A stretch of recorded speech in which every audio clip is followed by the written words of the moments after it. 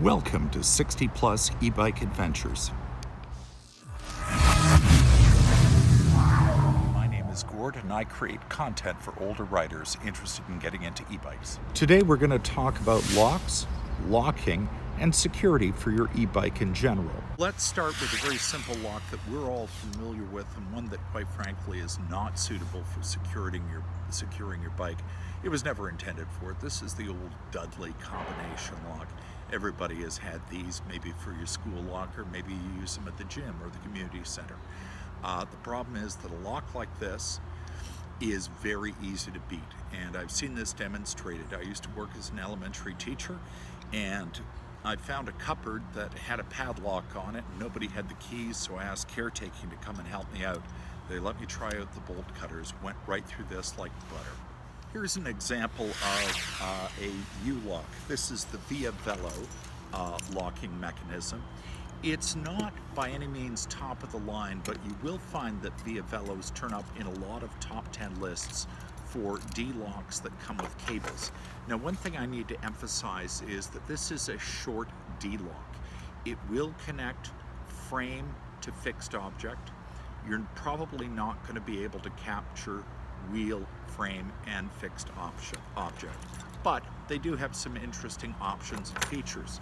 First of all, the lock comes with a weather protector for the keyhole, so you can turn this little disc and it will prevent some moisture getting into the keyhole when the lock is not in use. As with all D-locks, you need to insert the key perpendicular to the lock, turn it so that it's parallel to the device, and then you can remove the lower component.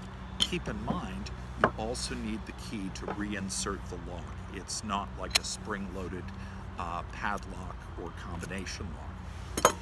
Now, the Via Velo ships with this braided cable, and I want to make a couple of cautions. This is a pretty good braided cable, and you can tell by looking at it and seeing that it has a number of strands in it tightly woven. The idea of a good quality braided cable is that it slows down bolt cutters. Imagine trying to cut a rope with a pair of scissors. Even a really strong pair of scissors, you might get to some of the outer fibers, but eventually to get through it, you're going to need something to saw through. A serrated blade would be ideal. So in combination, these two can give you good general security for your bike, but of course that depends on location and how long you're leaving the bike unattended. My first U-lock like this was back in the 1980s. It was a Kryptonite, and Kryptonite is still one of the top brands for bike locks. What I have here is another version of a Kryptonite lock. This is the Kryptonite chain lock. Once again, you need the key to lock and unlock the device. When I turn the key clockwise, it opens up this chamber and allows me to insert the link from the chain. Now, these chain locks are unique in a couple of ways. It's not like just putting any old chain on your bike.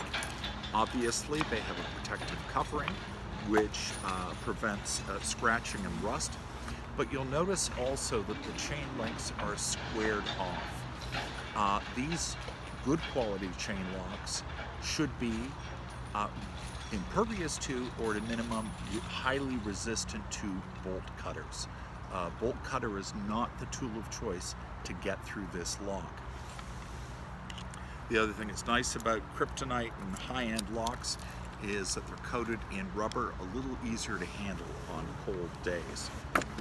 This rather unusual looking bike lock on the outskirts of Taylor Creek Park provides a lot of points of connection to secure my ride. Now, measuring at 32 inches, my Kryptonite Keeper is my go-to. It has enough length to capture my frame, and notice that I've put the lock just below this crossbar in the frame and that little opening, making it super secure, my wheel, and the fixed object that I want to connect it to. Now, that leaves me with the back end of the bike. While it's not connected to a fixed object, securing the back end is still relatively easy. All I do is take my D-lock, I pass it through the forks of my rear wheel, and lock it up right there. Again, it's not connected to a fixed object, but it's another impediment to a potential bike thief. Hands down, one of the most secure bike racks that I've found, or bike posts, are these posts, which are provided by the city. Now, let's imagine that all I have available to me is my U-lock. And we know the U-lock is normally too short to pass through both the fixed object and the wheel. So I have to pass it through the frame. That doesn't mean that I can't secure my wheels. For that part, I can use this cable.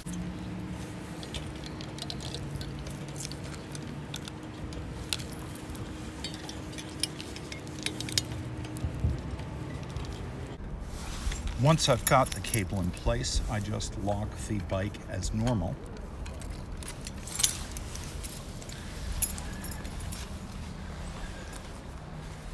And let's have a look at what we got. We have the frame locked to a fixed object, and we have the wheels secured to the bike lock. We've talked a lot about options for locking your bike, the type of locks you might use, the type of bike racks or posts you might find. But let's talk more specifically about location. Generally, we're looking for high traffic, well-lit areas. So for instance, if I'm locking up on the street, I might lock up close to the corner where more people are crossing. If there are a number of stores on the street, I might look for the one that's the busiest. So I'm more inclined to lock up the bike in front of a liquor store than, say, a place where people might go in and spend an hour or two. Of course, there is always the sad possibility that our bikes might be stolen. And in that case, you need to look at your options very carefully. I do recommend checking with your insurance broker to see if your home or rental insurance will include your bike as property in your home.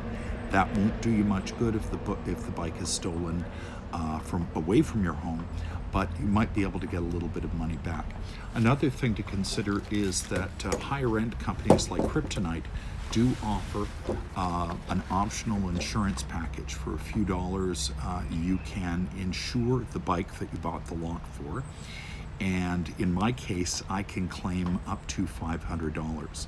In order to qualify for that insurance policy, I had to provide them with a bill of sale, including my purchase receipt for the bike, a photograph of the bike, and some of my personal information, and I took a chance just figuring it couldn't hurt. Now, thinking about bike theft, do you have the original purchase receipt for your bike with the serial number, or let's call it the VIN number, written down? Remember, every bike frame has a unique number. While bikes are not registered in the same way that cars are, that is useful information if your bike is stolen and you need to make a police report in order to access any insurance available to you. What I did was to make a scan of my bill of sale, save it in PDF form, and I actually have it on my phone. So if it ever comes to pass that the bike is stolen, I want to report it immediately and get the paperwork started and get that police report, I've got all the documentation ready to go. Give some serious thought to how your bike is secured at home or at your workplace. You may have great locks on your bike. Are you using them when you lock up your bike at home? Is your bike entirely dependent upon a little padlock on your garage or shed? If you are using a garage or shed to store your bike, which is preferable to leaving it outdoors, there are a number of things you can do to secure the environment. Consider adding security lights with motion sensors to your property. You don't have to go out and spend a lot of money on hardwired devices. If you look around online, you'll find little devices that you can mount on a fence. They have onboard batteries and solar collectors. They collect energy during the day and light up at night whenever there's any motion. More light on your property might discourage people coming on looking for your bike or anything else. And if your apartment, condo, or other rental unit has a bike lock facility, be sure to use every single lock you have. Finally, we have a lot of choices to make when it comes to securing our bikes, in particular the choice of what locks to use. I strongly urge that you develop a relationship with a local bike store so that they can answer your questions and help you find the product that suits your needs and your budget. Thanks again for watching 60 Plus E-Bike Adventures. I'm Gordon. I'm looking forward to seeing you again. Please remember to like, share, subscribe.